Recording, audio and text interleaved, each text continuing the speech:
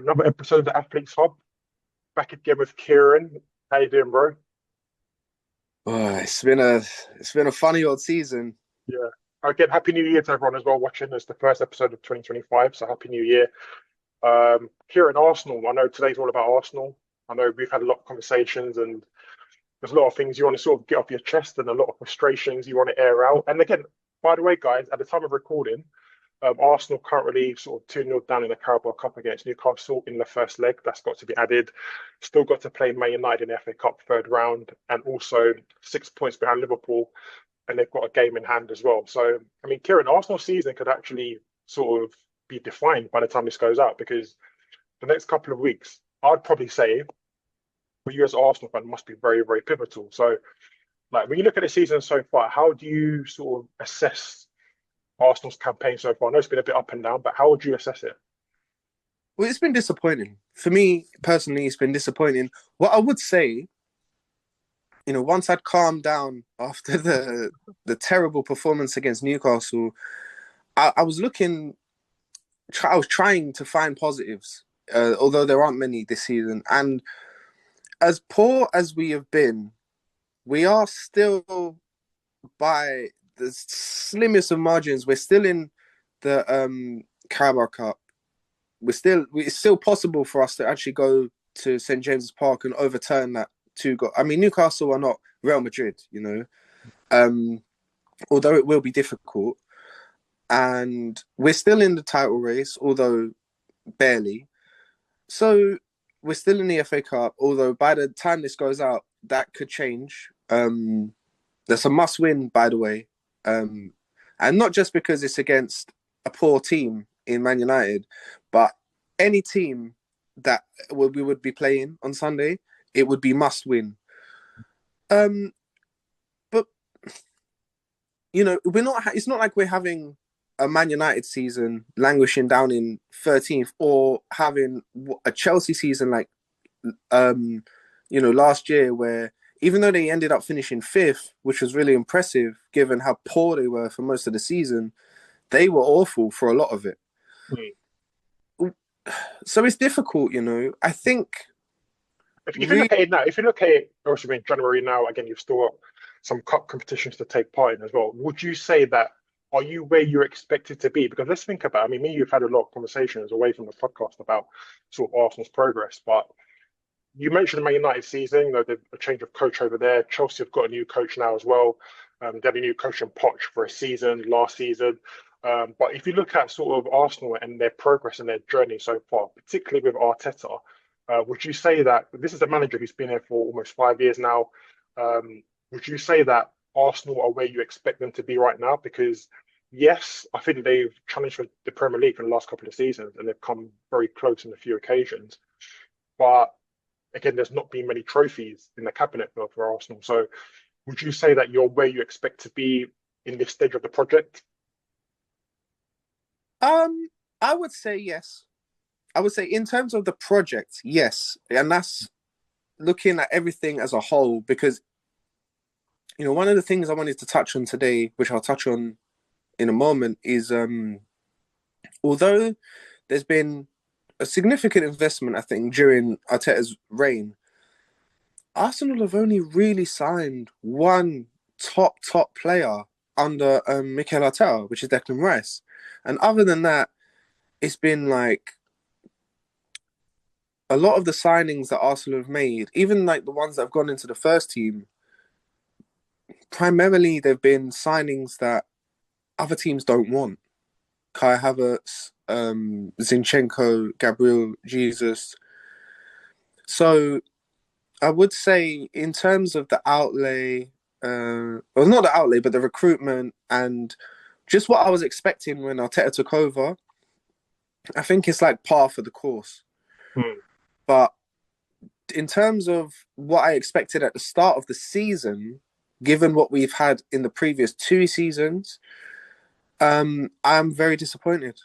And I think a lot of that hinges on, well, it's a two-pronged problem for Arsenal this season, I think. Primarily, the recruitment was absolutely abysmal. You know, 2 years ago, we had absolutely fantastic team. We fell 4 points, I think, short of City, or 5 points short of City, and you felt, okay, Granit Xhaka's leaving, and maybe ultimately we just fell a bit short at the top end of the pitch. So if you bring in a replacement for Xhaka and a striker, hey, you can push City even further, which we did last season. But the style of play changed slightly to a little bit more defensive. And even the stats don't support that. You know, we scored more goals last season than the season before, but it wasn't as fluid. And 20 goals from set pieces kind of masks that for a period of time before Christmas, we were struggling to score from open play. What would you say to? I know. Listen, Arsenal this season, I think it's clear that Arsenal are very clearly a threat from set pieces, and obviously Gabriel. I think all his goals have been headers this season, Yeah. and you see a lot of things going around about Arsenal being a set piece team. Mm-hmm. And I guess the new Stoke City. Like, what's your response to that? Are you? Because I know as an Arsenal fan, this Arsene Wenger was very critical of Stoke and the way how direct they were when you Mm-hmm. played against them. So how would you sort of respond to people who say that Arsenal now are a set piece team and you can't really score from open play? It's very disappointing to watch that. Oh, so you actually believe it, then you think that Arsenal now are a set piece team? Yeah, yeah, I do. And I said this from like last season, Rich. You know, at the end of the season, Arsenal's XG was in the bottom half. And I'm not a big stats man. But when you watch the games, it's quite clear from last season, Arsenal were not really opening up teams in the in the top half of the table, you know. Didn't really create too much at the Etihad, or didn't really create anything at the Etihad. Didn't create too much at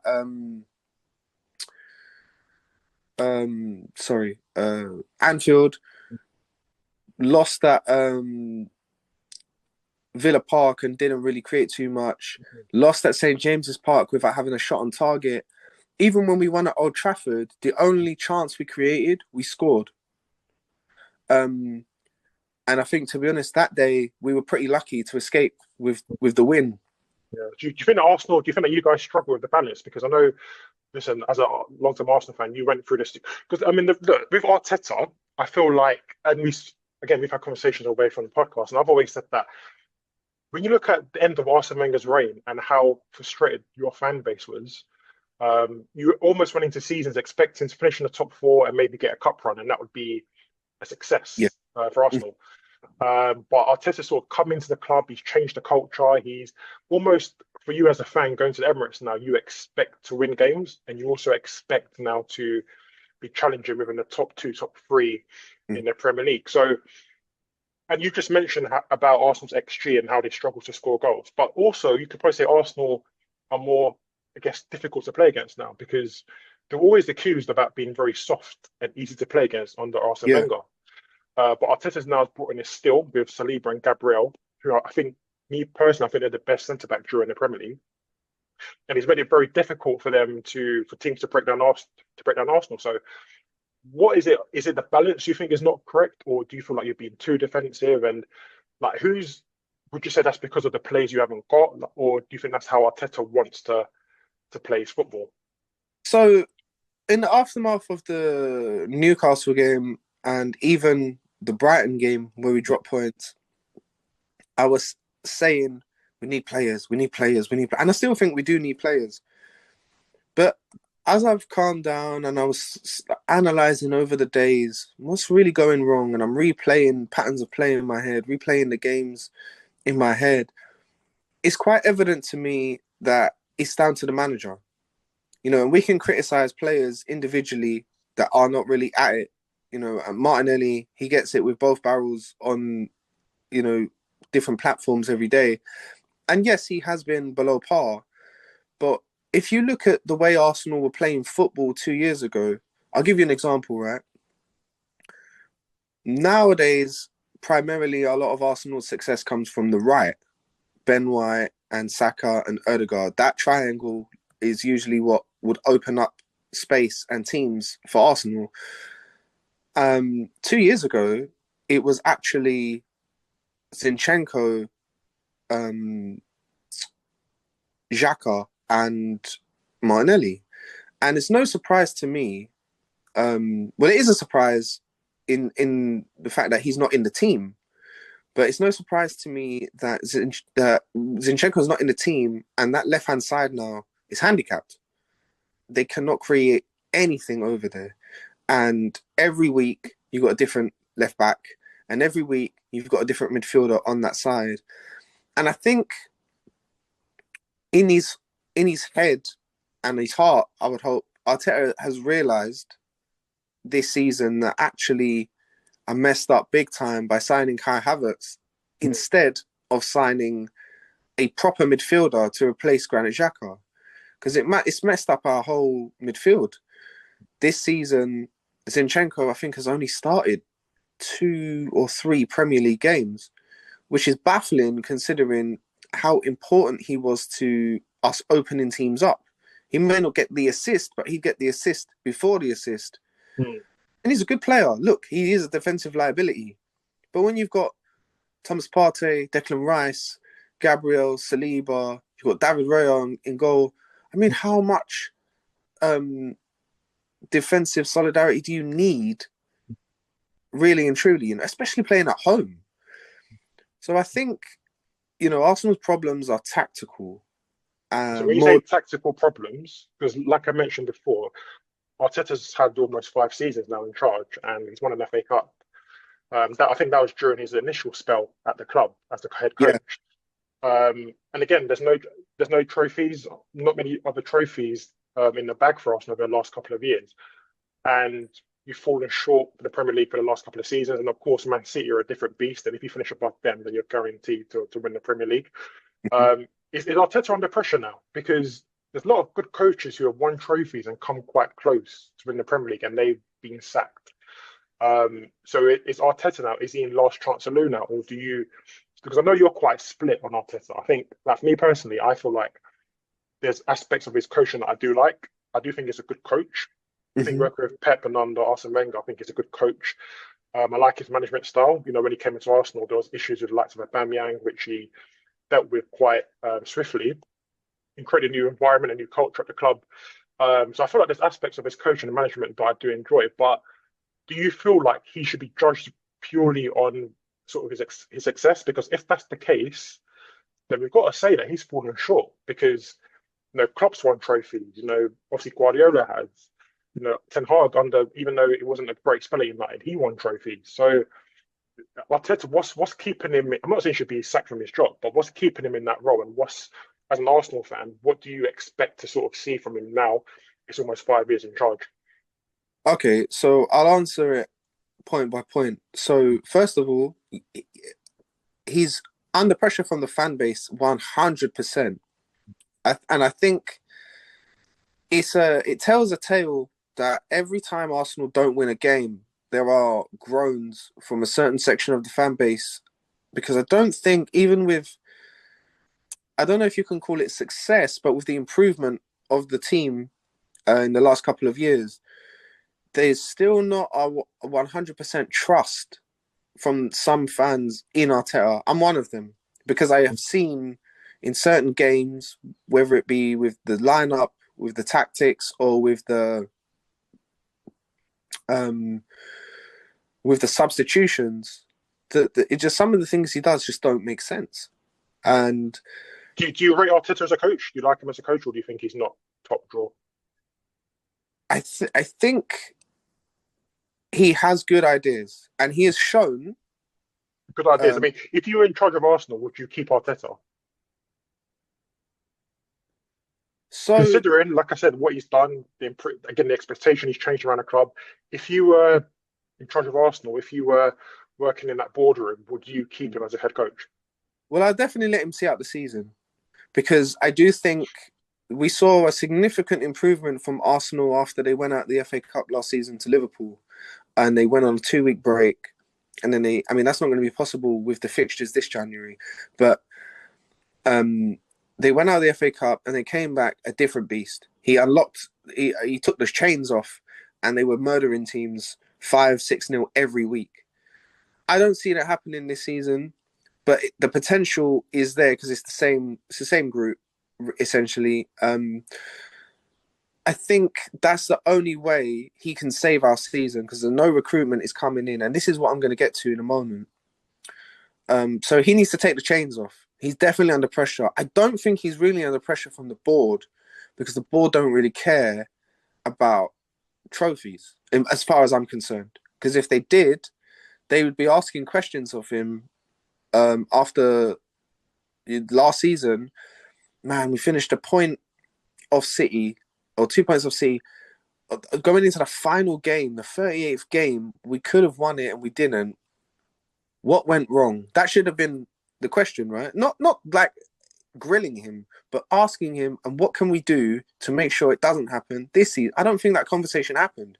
I think they gave him a pat on the back, said, well done, go again next year. Now, as I wouldn't sack him until the season's over because you need to see what the team does, and the team is still technically in every competition that they're playing in. So they could potentially win them all, although I don't think they will. Now, the recruitment hasn't been good, I have to say. And as Arteta has said little things in the past few days, as well as in the past year, that have kind of alluded to, I think the fans have really been, when you're so happy, you kind of turn a blind eye to certain things. Because for a long time, Arsenal were, banter FC. They were so poor and were getting slapped up every away game, like against a big side.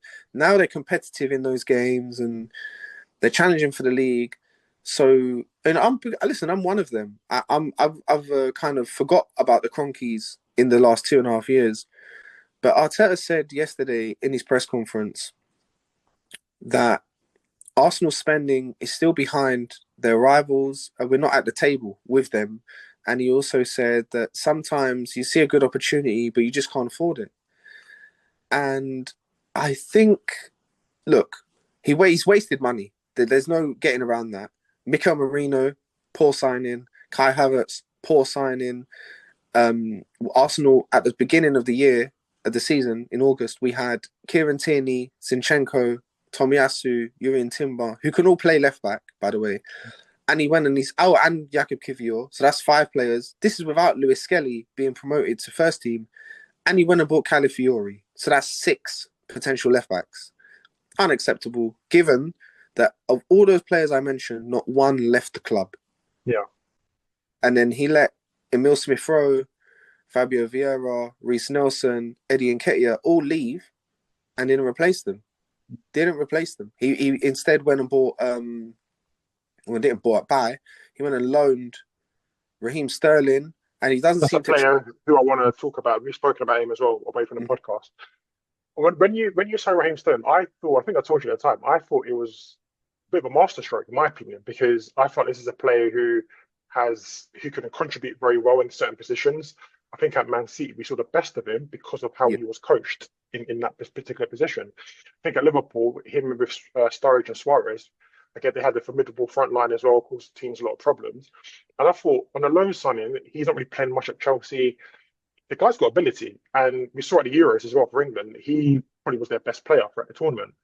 So I thought, sort of, signing Raheem Sterling, speaking about the front line and what you needed, I thought it was actually a really good signing, but he hasn't really sort of lived up to that, probably because he's had injuries. But I don't think when he has played for Arsenal, I don't think he's been particularly impressive. I know you just attribute that to the coach and the way he's been managed.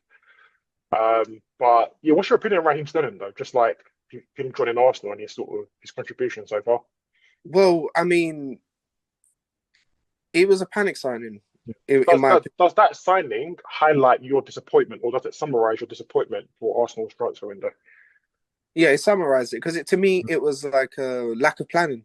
How can you allow a player to leave, any player in the window, and not already have? Because imagine Sterling wasn't frozen out at Chelsea, and Maresca said, "Listen, I need a big squad. I got a big season, with Europa League and everything, or the conference, whatever they're in, and all the cups. Plus, they want to get top 4. So it was conceivable that a player like that wouldn't be available. At and so it just seemed to me like, okay, they saw. For all we know, they could have been sitting just scrolling through X and saw, oh, Chelsea don't want Sterling. Let's call them. Let's. And even when he was being unveiled, Arsenal TV, the website, they interviewed Edu, and they said, "Oh, what's he going to bring to the club?" And Edu said, "Look, I have to be honest with you and fully transparent. He was not part of our plans at the start of the window." I mean, given that Arsenal weren't really linked to any other winger in the window, it's shocking because look, I was not disappointed with the signing itself. I was more disappointed with the planning. And it again, I felt like it was a panic signing because they signed him on the last day. You know, like I said, if he was not available, I don't think Arsenal would have brought anyone in. Yeah, And yeah. we look at Saka's injury. Absolutely, in hindsight, although the fans have been saying this for 18 months, Saka's playing too much. There should have been more rotation for Saka in the But same do way. you know what? I feel like you said Saka plays too much, and I think obviously we touch upon his injury now, but I feel like as you mentioned, him, Odegaard, and Ben White had a very good relationship, sort of in the middle and also on the right hand side. So I feel like if Odegaard and Saka don't play for Arsenal, it seems like there's no other sort of creative spark there. There's no relationship in the team like those three when they're playing well. So I think that's the reason why he said. And also, I think probably the art of a successful team is to keep the team the same as well. As No, much as I they need agree to do 100%. rotation, I you agree need to 100% keep something. keeping the team the same, but I don't agree that the guy has to play the same every single week in the Yeah, Premier League. Yeah, sure, but if a cup game's not going too well, unless you're in like the crunch rounds where like, hey, hold on, we win this, we're in the semis or in the final. It just, I personally feel this was an accident waiting to happen. Saka's one of the most foul players in the league, if not the most foul player in the league, and I don't feel he gets the same protection from referees that other players do for other teams. So, but with regards to the Sterling signing, I was more disappointed with the way it happened. If they'd done it at the start of the window, I said, okay, that's pretty good. They've gone and they've got cover for Saka, which we needed. Now get Reece Nelson out the door, and now we can focus on bringing in a midfielder and a striker. And it didn't happen. yeah. So do you right now? Do you see Arsenal season again? We're still in January as we're speaking now. Um, this Liverpool, 6 points ahead right now. They've got a game in hand as well. Do you feel like you can catch them, or would you say that because Saka's injured now that you say that it's done now? I would say it's done, and the reason is not just because Saka's injured, but everyone is looking lost, including the manager. And I don't mean that like disparagingly. Oh, Arteta doesn't know what he's doing, but you can see from his selection, he's almost in like a panic. Every week, the team's changing, and that's not because of fitness. So we've had some illness. There was the super flu that was going around over Christmas. So I understand. Havertz, Odegaard, and Timber, they were struggling a little bit with the flu, which is understandable. But Declan Rice is in and out of the team. Thomas Partey has an amazing game in the midfield. Next game is at right back. Calafiori and Lewis Skelly seem to be the two preferred options at left back, yet Zinchenko is probably better than both of them in terms of what he can offer us going forward. And given that we're struggling to create chances from open play, I'd like to see him back in the team. Like you said, if your team isn't, set and you can't build partnerships around the pitch, partnerships on the wing, partnerships in the middle of the park, partnerships in the defense, it's really difficult to connect with your teammates and get patterns of play going. And we've seen that throughout, the history of football. This isn't something that's new. And I think Arteta, especially on that right hand side, Arsenal's right hand side, their first choice is essentially gone. Ben White's not there indefinitely. Saka's not there indefinitely. I would be surprised if we saw either one of them before April, and by then the season Yeah. could be really well and truly over for Arsenal. You said that. I But mean, that's I remember you would probably know more than I would, but I remember I saw the 2003-04 season when the famous incident at Old Trafford with Van Nistelrooy and players, Arsenal players, sort of surrounded him, and a lot of them got suspended for I think it was 8 or 9 games that season. yeah. So a lot of those key players got suspended, but Arsenal still went on to be unbeaten throughout that season. So you can still miss key players and still, have results. But again, the league was different at the time because it wasn't as competitive. I think Arsenal, Man United were the two teams who were competing for the league that time. So what do you feel like for the rest of this season, with the injuries you've got and potentially players going missing, for you, what's a success this season? What would you like to see from now until May as an Arsenal fan to say, you know what, this season's actually been a success? Well, it's going to be really difficult for me to say anything other than winning the league as a success, and I base that just off of how Man City crumbled, this season. Arsenal should be where Liverpool are, and I have to be, completely honest. I don't think Liverpool are that good. They're really good. Don't get me wrong. I'm not saying that they're a rubbish team. I just don't think they are this massive, amazing team. And I watched them many times this season, and I can't see any difference between Klopp's Liverpool or Slot's one, apart from I think Slot's Salah's one. probably, I think they've got a settled team, they've got players in there who don't get injured as much. And I think their key players have stayed fit. Yeah, Salah's playing out of his skin this season as well. So I think that's probably the difference. But also Liverpool, I've got to say, when things aren't going well, they can look at their bench. They've got Jota on there, they've got Gakpo on there. Even Curtis Jones can contribute the goal. They've got options that can change the game for them yeah, when things are not going well, and that's the difference. He's got a settled 11 thanks to Klopp and the team that he built over the years. But Liverpool's bench is so important because there's been games where they've been, even the Champions League, there's been games where they're struggling a bit, but Gakpo comes on and scores, or Jota's amazing at coming off the bench and scoring goals. Whereas with Arsenal, you're looking, thinking, well, if things aren't going well, who can they look to? And that's probably the difference between Liverpool having a settled team, but also options off the bench. So in the later stages of games, they can look to their bench, those players come on. But Arsenal haven't really got those same options. but what I would also say is Liverpool have dropped points this season, and every time they drop points, Arsenal drop points. Yeah. And in just the last few weeks alone, Arsenal could have cut this Liverpool lead in half. And every time they've had the opportunity to do it, they flopped. So, I don't think they've got it. There's no more juice in the engine for Arsenal, and this is another problem with the recruitment. And this is where I now start looking not just at the Kronk but at Arteta, because essentially you're asking, and this is also why I say Saka can't play every game, because you're asking the same players essentially, right? For the previous 2 years and this year to go again.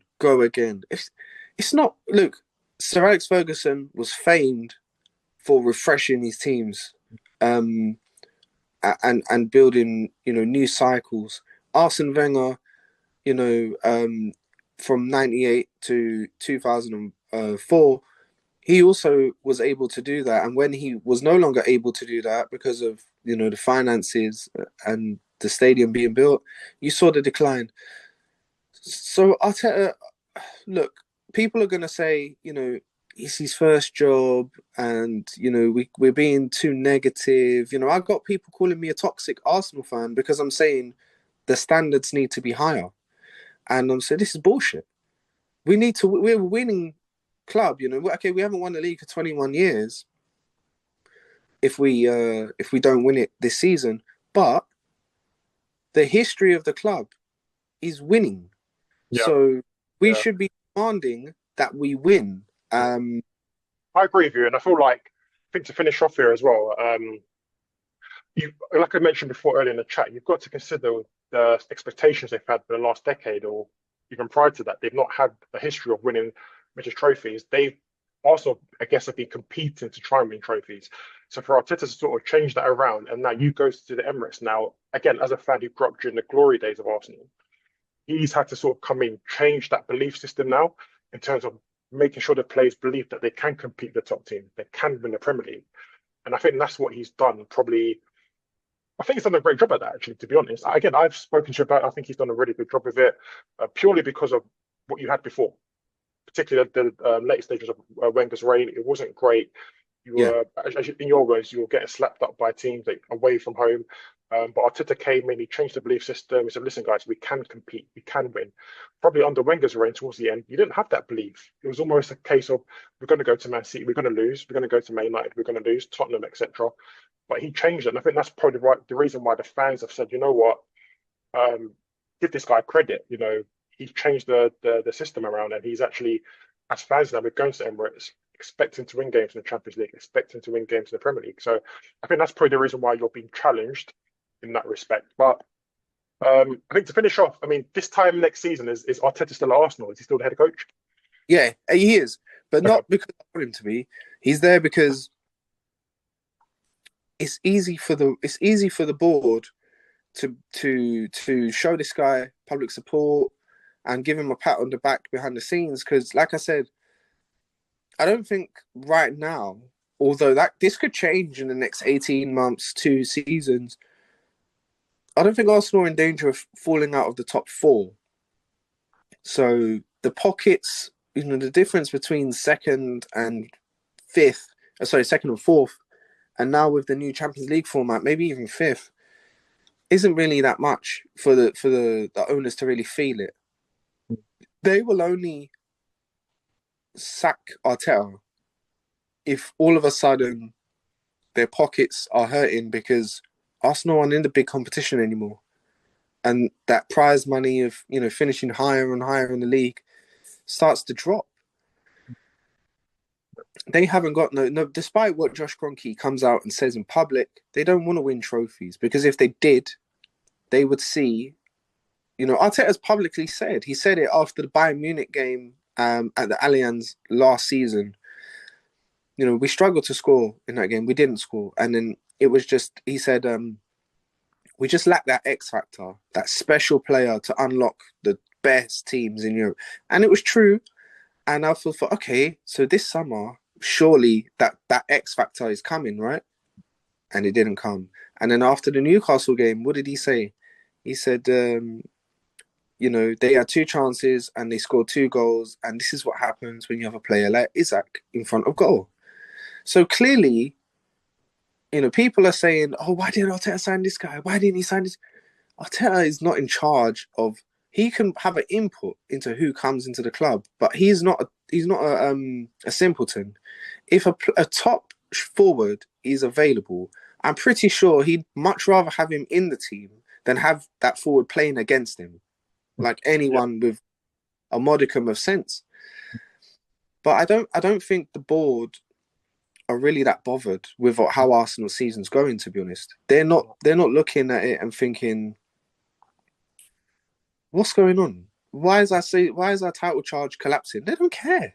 I very much doubt they're even in tune. They just probably look at the table. Oh, second. Okay, well, we were second last 2 seasons, and the fans were really happy with that. So, let's keep it going. If we win a cup, great. If we don't, let's try next year. Yeah. And those are sorry, before I finish off. Mm-hmm. No, I was just going to say, and those are the standards right now. Okay. And it's not good enough. It's not good enough for Arsenal. Right, guys, you heard it. It's not good enough for Arsenal. Fans, get in touch in the comment section. Kieran, there's lots to talk about, and it's been great to chat today. But I guess we'll see what happens. There's still halfway of the season to go.